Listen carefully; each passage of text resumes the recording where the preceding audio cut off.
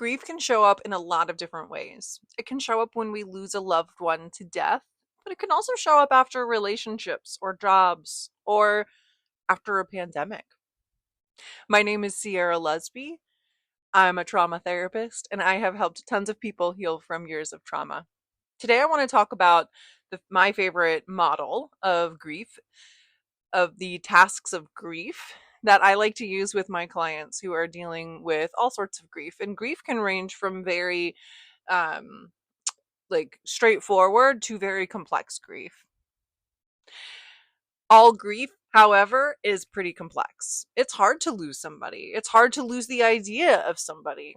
We can even grieve the idea of a family member that we maybe thought would have been kinder to us or more nurturing to us. Let's get into it. The tasks of grief are conveniently, they spell out the word tear, right? Because it's important to cry. Crying is so healthy. Crying is a good thing. Don't let anybody ever tell you that you can't cry or that you are crying too loud or anything like that.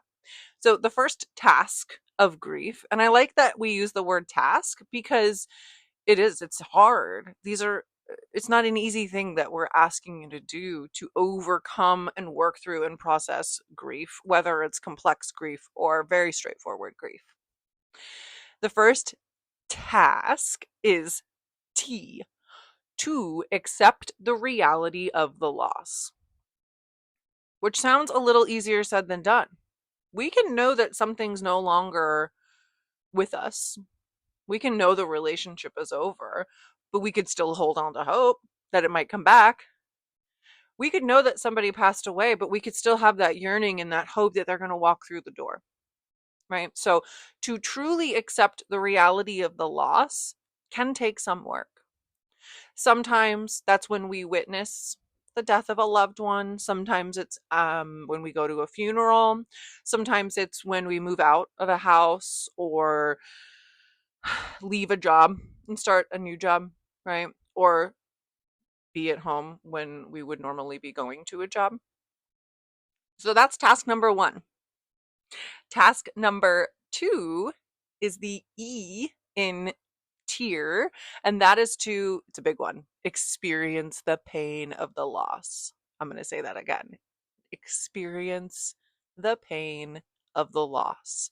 Pain, because we lost somebody, is normal and natural. We need the pain to work through it. The pain is a helpful tool in working through the grief. It is not fun. It is not easy. It comes up when we don't want it to. It comes up when we don't expect it to. But when it comes up, if we are in a safe place, we have to allow it. We have to cry. We have to be solemn. It makes sense to have situational depression. Your psyche is going to react when you lose something or somebody that you love. If you lose a pet, I expect you to be very sad, right? I would be more worried about you if you weren't, right? So we have to experience the pain. Task number 3 is the A in tear. And task number 3 is all about adjusting to the new reality without the person or thing. Okay. So adjusting means this is when I normally took my dog for a walk.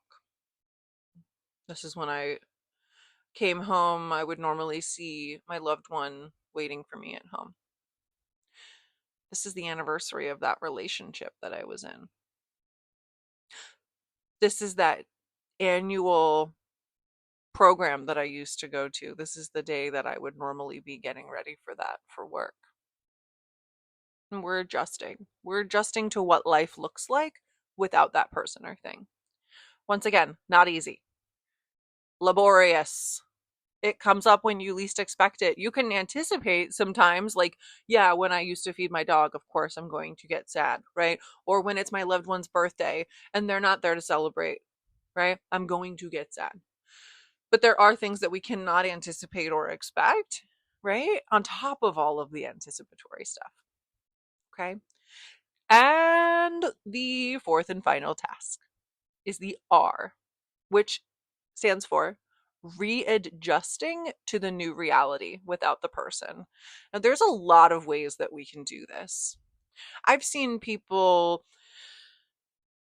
go from talking about their loved one and getting very emotional and feeling very sad to all of a sudden, at some point in their process, they start laughing when they're telling funny stories about their loved one. Or they're able to put a picture of their loved one up on the wall.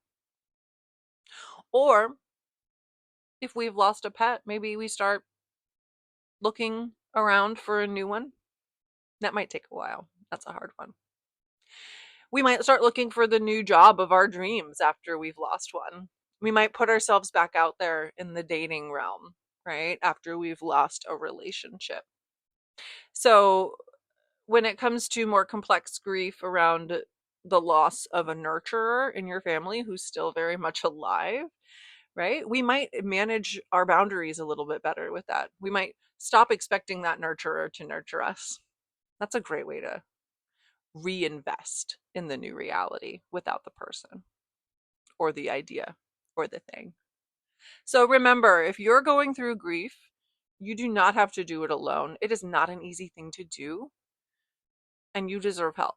You deserve a group, you deserve a therapist, you deserve any sort of counseling that you need to help process that grief, because unresolved grief, ooh, it's heavy. You do not want to deal with unresolved grief. I have seen it a lot. It is not fun to deal with. It hurts your heart. The heart, the body, as a mechanism, wants to move through grief. We want to achieve some level of normalcy again. We might not achieve the same level of normalcy that we had, but we want to heal. Our organism wants to heal and reinvest and get to that fourth task. It truly does. We just have to trust it. And we have to do, unfortunately, with grief, some really hard work to get there. I really hope this helps.